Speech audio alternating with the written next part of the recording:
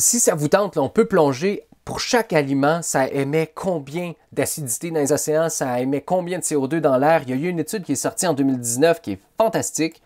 Donc, ça a été fait par Pour et Nemetsek. Donc, ça a été publié dans Science.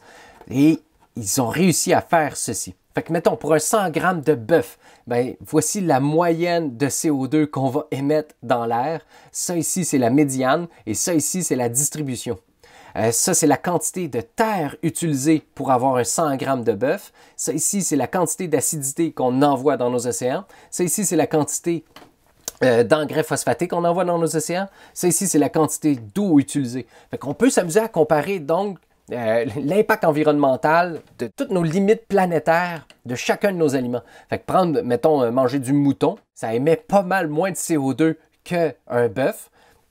Mais par contre, vous devez utiliser encore plus de surface agricole pour pouvoir manger votre brebis. Ça émet pas mal d'acidité, ça contribue un peu moins à l'eutrophisation des lacs, mais par contre, ça utilise beaucoup d'eau.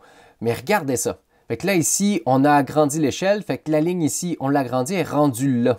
Fait que manger des crustacés ou manger du fromage, tiens, c'est pas mal moins pire que de manger du bœuf.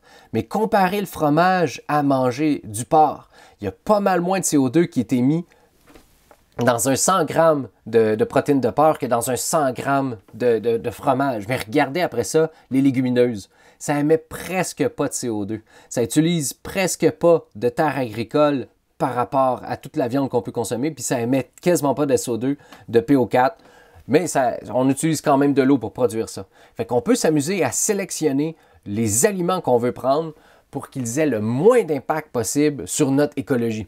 Fait que tiens, même les œufs sont pas mal pire que le tofu ou que tous les autres trucs végétaux que vous pouvez prendre.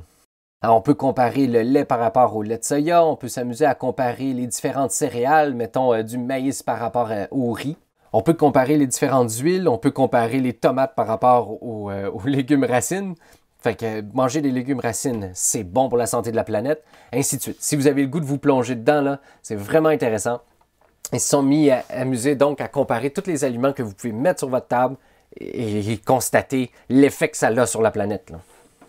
Fait que c'est ça. Toutes les limites planétaires sont interreliées. Si on joue avec le changement climatique, bien, il risque d'avoir de la biodiversité qu'on va perdre, il risque d'avoir des forêts qui vont se raser, il risque d'avoir une acidification des océans parce qu'on va perdre après ça des écosystèmes à coraux. Et puis plus directement que ça, le CO2 qui se mélange dans l'eau, le CO2 qui produit notre effet de serre, notre CO2 en se mélangeant dans l'eau, ça se transforme en acide carbonique et ça acidifie directement nos océans. Oh mon Dieu! Tout est lié! Et ça nous rend d'autant plus responsables de ce qu'on met dans notre assiette. Ce n'est pas anodin tout ce qui s'est passé avant la production de notre nourriture. C'est hyper important de la considérer si on veut que nos civilisations puissent survivre.